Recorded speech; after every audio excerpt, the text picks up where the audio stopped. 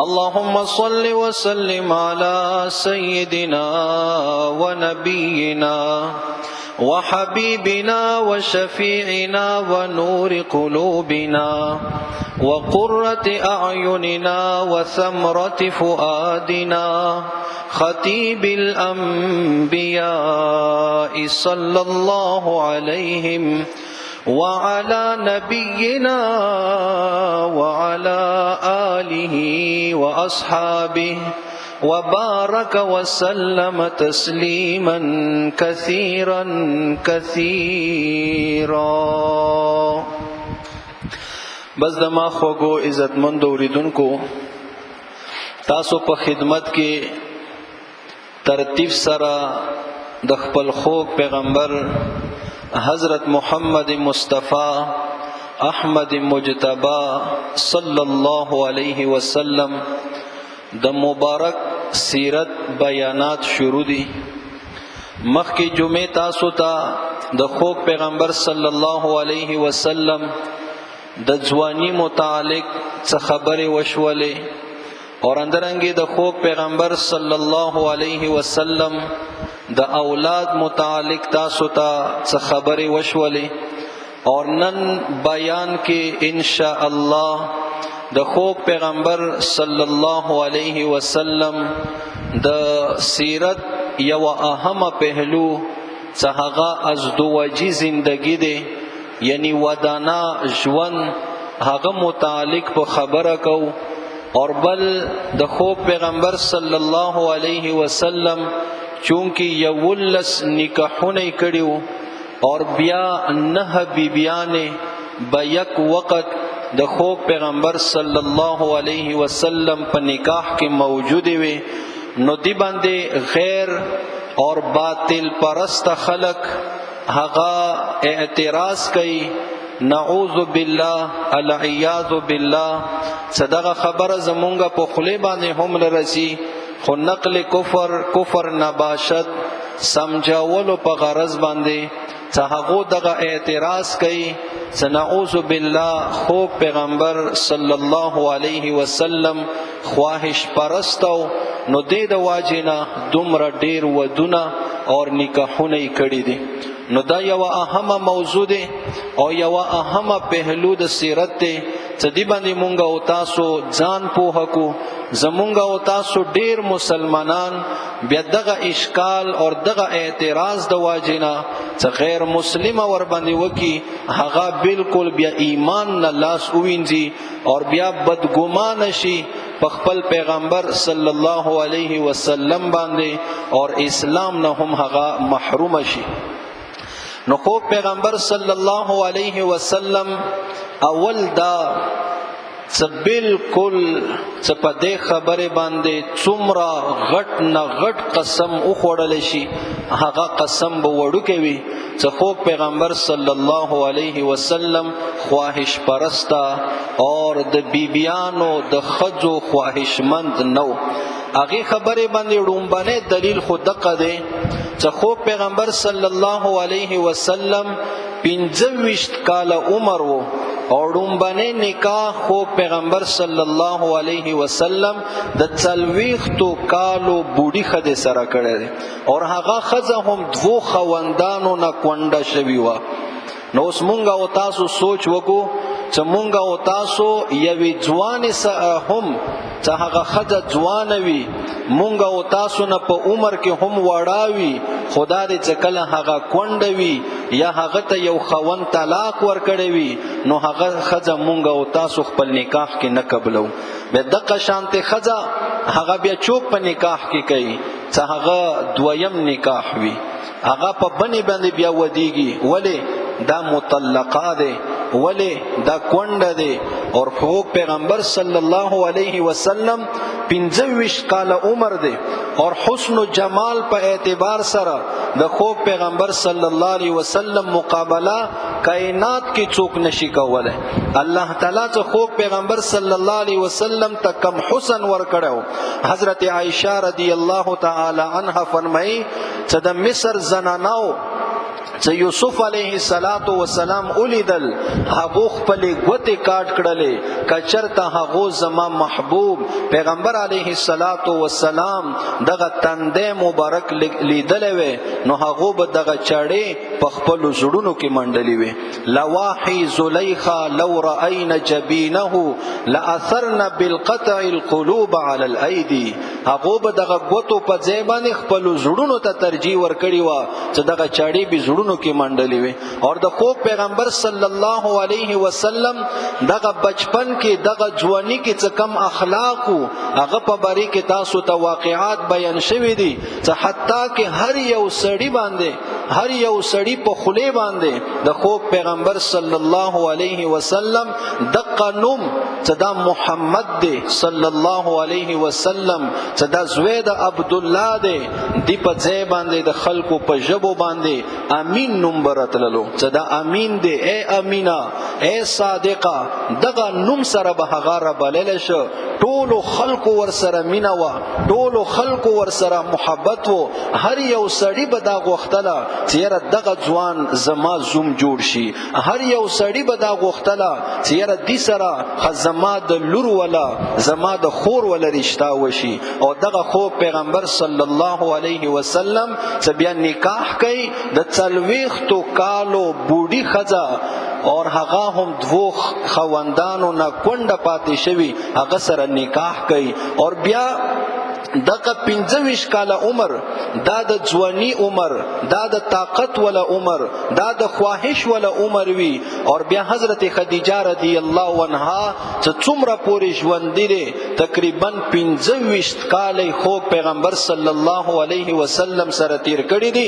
د دوران کې خو پیغمبر صلی الله علیه وسلم بل چا سره نکاح نه دی کړي بل چا سره یو د نه دی کړي حتی کې چې دغه مکه کافرانو خو پیغمبر صلی الله علیه وسلم ته بدا فرمایش کول اور دا آفر به ورته کول چې ته دغه توحید ول دعوت پرېږ دوا او دا زمونږ د بوتانو مذمت پرېږ دوا تا څه شي خوخوي مونږ به تا ته هغه درکو تا څومره مال او دولت خوخوي مونږ به درته درکو ته دغه مکه مکرمه یا د بل شهر یوې زنانا باندې لاس کېږ دوا هغه څومره مہر وی هغه به مونږ ادا کو مونږ به هغه ته په نکاح کوو اور غټ نه غټ سردار لور د خواخوي غټ نه غټ بادشاہ لور د خواخوي مونږ څه هم کوو هغه به مونږ ته په نکاح کوو خو ته دغه توحید ول دعوت او دا زمونږ د بوتانو مذمت دا پرېږ دوا خو پیغمبر صلی الله علیه وسلم به جواب ورته دا ورکول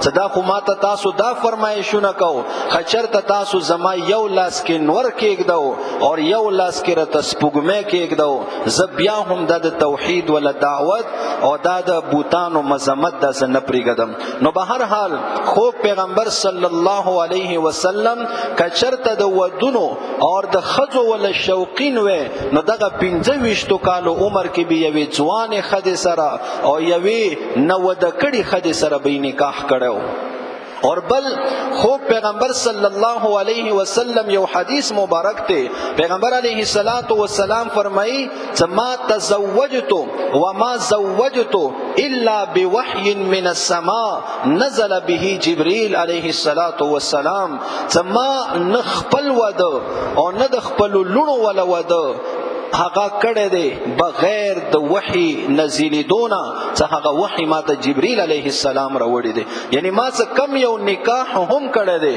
کم یو واده هم څه ما کړه دی هغه وحی په نزول سره ما کړه دی چې الله ماته حکم کړه دی چې دغه نکاح ته وکا نو زه ما هغه نکاح کړه دی نو خو پیغمبر صلی الله علیه وسلم باندې دغه اشکال رسی چې ډیر ودونه کړي دي نو دغه ډیر ودونو کې بیا علماء کرامو محدثینو حضراتو ډیر حکمتونه ذکر کړي دي یو خدا څخه چې عموما 3 مرتبه وي یو دا چې یو ښځه د خپل خاندان د خپلې قبیلې ولوي. بعضې خلک داسې وي چې هغه خپلې قبیلې نه بهر واده نه کوي. همدارنګې یو تو ښځې هغه وي چې هغه خپلې برادري کې دننه وي، خو دا دی چې قبیلې خاندان نه بهر وي. لکه مونږ پښتانه یو، بیا پښتنو کې قبیلې دي، نو قبیلې کې دننه ښځه او قبیلې کې د قبیلې نه بهر ښځه خو چې پښتانه وي.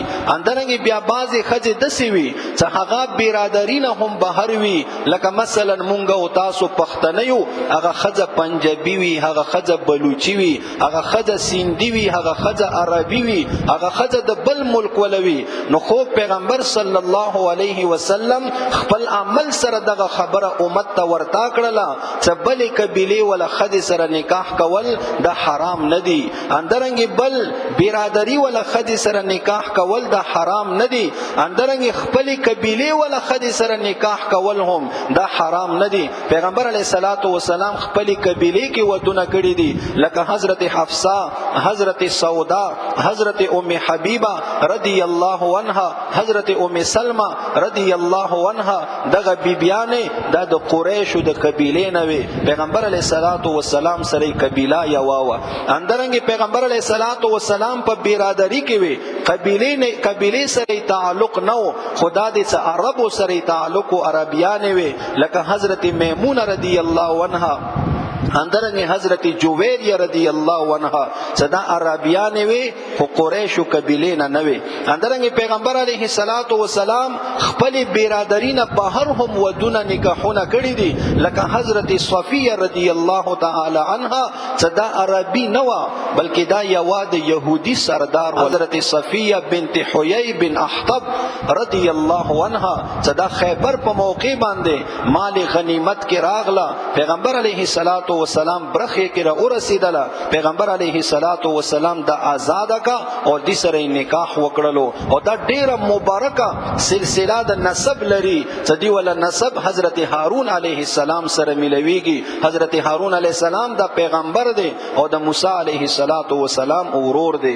نو به هر حال دغه درې نسبتونه خځې کې وي چې خپلې قبیلې کې، قبیلې نه بهر خو برادري کې دننه، او همدارنګې برادري نه هم بهر. پیغمبر علیه السلام دغه درې قسمه ښځو سره نکاحونه کړي دي. همدارنګې بل ښځې کې درې قسمونه وي.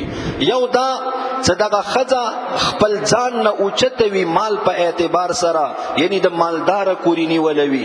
دویم ښځه چې هغه خپل ځان سره برابره وي، څرنګې د تا مال او دولت هغه شان ته هغې ولا مال او دولت. همدارنګې دریمه هغه ښځه وي هغه ځان نه لاندې ښځه وي، غریبې کورنۍ ولوي، مال او دولت ورسره نه وي. پیغمبر علیه الصلاة والسلام دغه درې قسمه ښځو سره ودونه کړي چې دغه درې قسمه ښځو سره ودونه کول دا جایز دی او دا تاسو کولی شو. ځان نه بره ښځه خدیجه رضی الله عنها چې هغه ډیره مالداري ښځه وه، او ځان سره برابره ښځه حضرت سودا رضی الله عنها او حضرت ام سلمہ رضی الله عنها چې دا دواړه کونډې ښځې وي. پیغمبر علیه الصلاة والسلام سره دا بالکل مال او دولت په اعتبار سره دا برابرې وي. او ځان نه کمې ښځې سره، غریبې ښځې سره هم واده کړی دی چې هغه حضرت جویریه رضی الله تعالی عنها دی چې دا غزوه بني مستلق کې دا مال غنیمت کې راغله، او یو صحابي ثابت بن قیس رضی الله تعالی عنه په حصے کې ورسیدله، او هغه دغه ویندې سره عقد کتابت وکړلو. پیغمبر علیه الصلاة والسلام د دې مال کتابت ادا کو، چونکې دا د یو سردار ولا لور وه، د بني مستلق د سردار ولا لور وه، او غټ سردار او مشر یو عزت ولا سړی و. پیغمبر علیه الصلاة والسلام دی باندې رحم راغلو، دی ته هغه مال کتابت ورکړلو، او دای هغه مال کتابت چې ادا کو آزاد شو. پیغمبر علیه الصلاة والسلام به دې سره نکاح کړی دی. همدارنګې پیغمبر علیه الصلاة والسلام نکاح ښځو کې درې قسمه ښځې وي. یو هغه ښځه چې هغه بالکل نه واده کړې وي، او یو هغه ښځه چې هغه بل خاوند نه کونډه پاتې شوې وي، او یو هغه ښځه چې هغه ته طلاق ورکړلی شوی وي. پیغمبر علیه الصلاة والسلام دغه درې قسمه ښځو سره نکاحونه کړي دي. لکه نن سبا مونږ او تاسو چې بیا دغه زمانې هغه جاهلیت طرف ته مونږ پښتانه روان دي، مونږ او تاسو هغه کونډو ښځو سره، متولقو ښځو سره نکاحونه کول عیب عیب ګڼو زړه منه غواړي. پیغمبر علیه السلام دغه تعلیم مونږ او تاسو د پر هغه زمانه کې راکړی دی چې دغه درې قسمه خدو سره به نکاح کو. ځوان خدي سره پیغمبر علیه السلام نکاح کړی دی چې هغه نو وده کړي خځه حضرت عائشه رضی الله تعالی عنها. اندرنګ کونډه خدي سره نکاحونه کړی دي تقریبا ټول خدي هغه کونډه وي لکه حضرت خدیجه رضی الله عنها، حضرت ام سلمہ رضی الله عنها چې د دې خوان غزوه احد په موقع باندې وفات شو، شهید شولو. اندرنګ حضرت زینب بنت خزیمه رضی الله عنها چې د دې ول خوان هم غزوه احد په موقع باندې عبد الله ابن جحش رضی الله عنه شهید شولو. پیغمبر علیه السلام دې سره نکاح وکړو. نو پیغمبر علیه الصلاۃ والسلام کندو خزو سره هم نکاحونه کړی دي. اندرنګ متولقه خدي څخه خوندانو ورته طلاقونه ور کړی وي. عموما دغه شانته خدي سره ډیر کم خلک نکاح کوي. پیغمبر علیه الصلاۃ والسلام خپل عمل سره خپل امت ته دا وخیله چې متولقي خزي به اندسه نه پریګدو، دوی سره به تاسو نکاحونه کو. لکه پیغمبر علیه الصلاۃ والسلام حضرت زینب رضی الله تعالی عنها بنت جحش هغه سره نکاح کړی دی. صدقه خزا حضرت زید بن حارثه رضی الله عنه څخه کله طلاق کا پیغمبر علیه الصلاۃ والسلام دې سره نکاح وکړو. اندرنګ حضرت میمونه رضی الله تعالی عنها صدا هم خپل خوند طلاق کړی و. پیغمبر علیه الصلاۃ والسلام دې سره نکاح کړی دی. خپل عمل سره خپل امت ته د تعلیم ور کړی دی چې متولقي خدي به هم اندسه نه پریګدو او اندرنګ کونډه خدي هم اندسه نه پریګدو، هغه ته تاسو سهارا ورکو. اندرنګ پیغمبر علیه الصلاۃ والسلام دغه څومره هم چې نکاحونه کړی دي دغه اندقه حکمتونه محدثین او حضرات بیان کړی دي. لکه کونډو خځو ته سهارا ورکول، اندرنګ متولقو خځو ته سهارا ورکول. اندرنګ پیغمبر علیه الصلاۃ والسلام ودونو کې یو حکمت داو چې تالیف قلب د پاره پیغمبر علیه السلام ودونه کړي. تالیف قلب دي ته یی چې ته د یو سړی د مرتبه خیال وساتي، ته د یو سړی د زړه خیال وساتي چې یاره دې ته الله تعالی دغه مقام ورکړی دی، زه دې سره دغه عمل وکم چې دې حوصله نور هم اوچاته شي، دا نور هم اسلام ته نږدې شي، د دې اسلام کې قربانیان نور هم زیات شي او دې ته د اسلام دغه قربانیان ولا سلام ملاوي شي. چونکه پیغمبر علی السلام د سی معمولی شخصیت خوونه د دواړو جهانو سردار نبی آخر الزمان صلی الله علیه وسلم دغه تالیف قلب د پاره پیغمبر علی السلام څو ودونه کړی دي. یو حضرت حفصه رضی الله عنها سره کړی دی چې د حضرت عمر رضی الله تعالی عنه ول لوروا او حضرت عمر رضی الله تعالی عنہ تاسو ته معلوم دی چې هغه ته الله تعالی کم شخصیت ور کړو، کم مقام ور کړو او اسلام د پاره د هغه کمی قربانیان وي. او اندرنګ دویم نکاح پیغمبر علی السلام حضرت عائشه رضی الله تعالی عنها سره کړی دی چې دا د حضرت ابوبکر صدیق رضی الله تعالی عنہ ول لوروا او هغه قربانیانو هغه باندې هیڅ قسم پردا نشتا چې پیغمبر علیه الصلاۃ والسلام باندې هغه خپل جان خپل مال خپل هر څور باندې قربانو. پیغمبر علیه الصلاۃ والسلام هغه وجود نه چې کومه फायदा ورته رسیدلې د پیغمبر علیه السلام ته هغه عمر फायदा بل یو صحابین نه دی رسیدلې. د هغه وللو حضرت عائشه رضی الله عنها سره نکاح کړی دی. اندرنګ پیغمبر علیه الصلاۃ والسلام دغه ودونو کې نکاحونو کې او زیاتو بیبیانو کې یو حکمت هغه دا بیانوي چې پیغمبر علیه الصلاۃ والسلام دغه قبیله هغه قبیله چې هغه اسلام دشمنی کې ډېر سخت وي، هغه اسلام خلاف انتهایی سازشونه وکولو چې هغه ځان تر نږدې کم پیغمبر علیه الصلاۃ والسلام د دې لپاره نکاحونه کړی دي. لکه هغه کې حضرت صفیه رضی الله عنها چې د يهودي د سردار ول لوروا، حضرت جویریه رضی الله عنها چې د بنو مستلق د سردار ول لوروا، حضرت میمونه رضی الله عنها چې د قبیله غټه قبیله او ځان ته یو مقام.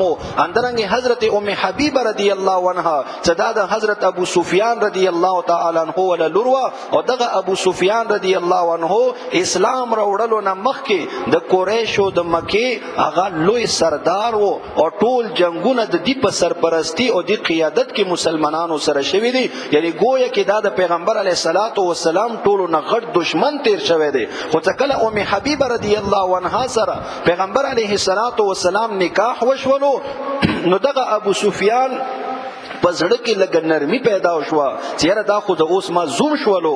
او بیا چې کله مکه فتح شوله الله تعالی ورته د اسلام ولا توفیق هم ورکو چې بیا مسلمان شو او بیا اسلام د پر لوی قربانیانې کړې دي. اندرنګ پیغمبر علیه الصلاۃ والسلام د غزیاتو نکاحونو کې یو وجه داوا چې پیغمبر علیه الصلاۃ والسلام نریناو د پر هم پیغمبر وو، اندرنګ زنانو د پر هم پیغمبر وو. څنګه نریناو د پر هغه مسائل به خودلو تعلیم او تربیت پې کول، نو اندرنګ زنانو کې خو پیغمبر بنه راتله چې زنانو ته الله تعالی ځان ته پیغمبر رستولی وي. نه پیغمبر علی السلام هغه د پر پیغمبر وو. نو پیغمبر علی الصلوات والسلام د زنانو کې تعلیم او تعلم اسلام به څنګه خوري، یو بیبي خدا کار نشي کولای. نو پیغمبر علیه الصلوات والسلام د دومره غنی بیبیانې چې هر کور ته هر زنانا ته دغه دین او رسیږي، اسلام او رسیږي. اندقه وجوا چې دغه امهات المؤمنین د پیغمبر علیه الصلوات والسلام بیبیانو د پیغمبر علیه الصلوات والسلام هغه کورینه ژوند او هغه د زنانو سره متعلق څه کمی مسلې دي هغه دغه امت ته خودلې دي او زنانو ته خودلې دي. اندرنګ پیغمبر علیه الصلوات والسلام دغه ودونو کې یو حکمت داو. پیغمبر علیه الصلاۃ والسلام چې دغه ډیر ودونه کړی دي، یو د دې لپاره چې پیغمبر علیه الصلاۃ والسلام دغه عالمی پیغمبر وو او پیغمبر علیه الصلاۃ والسلام دغه اخلاق چې هغه د خلقو د لپاره یو نمونه شي. ځکه رشتو کې ټولو نه ګرانه رشتہ څه کومه ده، ګرانه رشتہ هغه د ښځې او د خاوند ول رشتہ ده. د بچی او د پلار ول رشتہ ګرانه نه ده. پلار بچی رشتہ د کله هم نه ختم کیږي. اگر که د غزوی ته څنګه پلار میلاو شي چې د اوچت نسب ولوي، د کم نسب ولوي، اندرنګ پلاری د څنګه مرتبه ولوي، خو بس بچی د دغه پلار ولا بچی دی دا کله هم دینه جدا کیږي نه. اوس مثلا زه د چا زویم هغه وفات دی قبر کې پروت دی، اوس هغه هر څنګه وی الله د هغه قبر نور نه ډاکی، خدا دې چې زه د هغه زویم زه د هغه زویوالی نه انکار نشم کوله. دغه رشتہ زما خپل پلار سره قطعا نه ختم کیږي. اندرنګ د زوی پلار سره نیکه سره مور سره دغه رشتې نه ختم کیږي. خو د ښځې او خاوند د دومره نازکه رشتہ دی، دومره نازکه رشتہ چې دا یو بول یو قول سره ختم کیږي.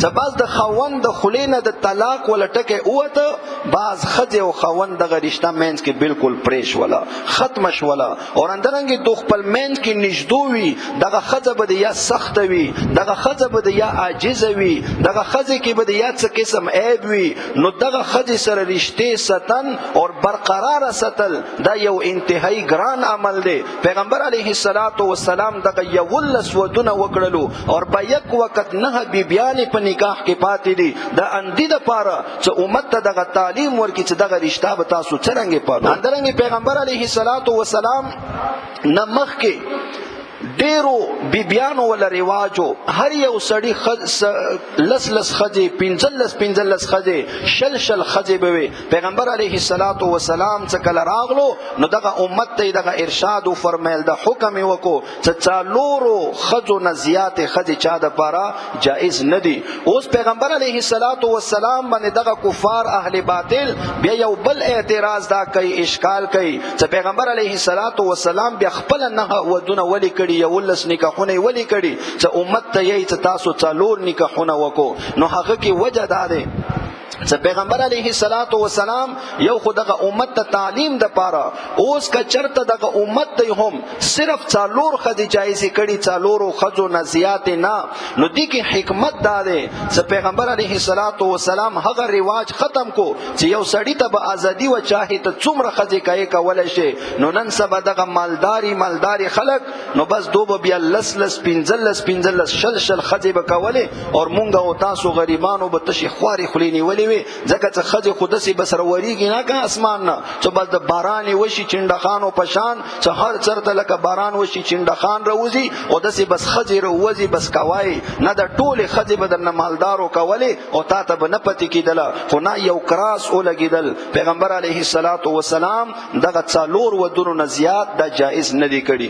اندرنګ پیغمبر علیه الصلاۃ والسلام دغه زیات ودونو کې یو بل اشکال کافر اهل باطل دا کوي چې پیغمبر پیغمبر علیہ السلام کندو خدو سره نکاح کول، متولقو خدو سره نکاح کول، خو صحابه کرام دومره زیاتو هغه ته ویلو کنه چیرې تاسو ور سره نکاح وکړو. یره دغه خزه کونډه پاتې شو، خوند شهید شو، لکه ام سلمہ رضی الله عنها سره پیغمبر علیہ السلام نکاح کړی دی. څنګه کړی دی؟ څکله د دی ول خوند وفات شو، عبد الله ابن جحش رضی الله تعالی عنه احد کې او ډیر دردناک ورځ وا، څکله دی د پته ولګی دا خوند م شهید شوی دی، نو دی بچی ګڼ بچیو، نو ډیر کور کې یو خوخا او یو شورو. پیغمبر علیه الصلاۃ والسلام څکله لاړو د هغه د خلینه دغه ټکی واوریدو، صحای الله زه دغه غربت کې پرېګ دولم او زما دغه بچی د پرېګ دولو، زما بچیو تربیت په سو کوي، زما بچیو کفالت په سو کوي، د دو خوراک څخه تنظیم به سو کوي،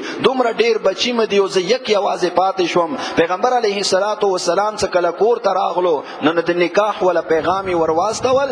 بیا ام سلمہ رضی الله عنها هم لغه غسناکه غوندې وا، پیغمبر علیه الصلاۃ والسلام ته یې چې زه خو نکاح ته تیار یم، خو ته خو زما پیغمبر یې، تا باندې خو ما ایمان راوړی، خو زه خو لکه ژبې نه تیزه یم، سخت طبیعت یم، داسې نه وي چې ما نه څه بې ادبي وشي. اور بله دا دی چې زما بچي زیات دي. پیغمبر علیه الصلاۃ والسلام ورته وفرمایل چې دغه بچیو کفالت ذمہ دار د زه یم، اور دعا یې ورته وکړله چې یا الله دی طبیعت نرم کې. ام سلمہ رضی الله تعالی عنها طبیعت بیا بالکل نرم شولو. اندرنګې پیغمبر علیه الصلاۃ والسلام یو نکاح څه کړی دی، حضرت زینب بنت جحش رضی الله عنها سره دغه نکاح څه پیغمبر علیه السلام کړی دی. دا یو باطل رسم ختمولو د پاره کړی دی. باطل رسم هغه زمانه کې داو چې چا یو سړی ته ویلې چې دا زما خلی ویلې بچی دی، یعنی خپل بچی بینو ورته ویلو چې دا زما بچی دی، نو خلکو به هغه بچی ګڼل، هغه نوم سره به ګڼل. نو الله تعالی دغه رسم ختم کو چې نه دا به دی پلار طرف ته نه منسوب کو،